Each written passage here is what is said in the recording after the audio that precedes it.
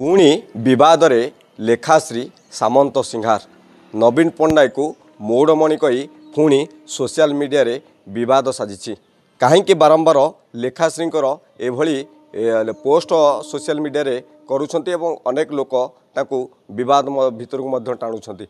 4.5 कोटी ओडियांकर मौड़मणि होउछंती प्रभु श्री जगन्नाथ एवं ये जो पोस्टटी वर्तमान सोशल मीडिया करा जायछि ताको नेक अनेक विवाद देखाई। लेखाश्री सतरे पागिड़ी ना भल ताको नेक अनेक लोक एवं अनेक शुभेच्छु विवाद भितर टाणी।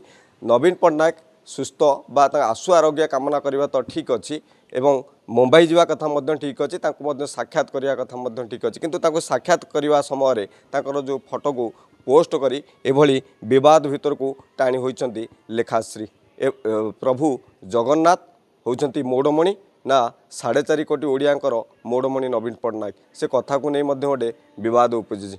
देखा जाऊ लेखाश्री ए कथा को लेकिन भूल मागुछंती ना पोस्ट को से डिलीट करुछंती।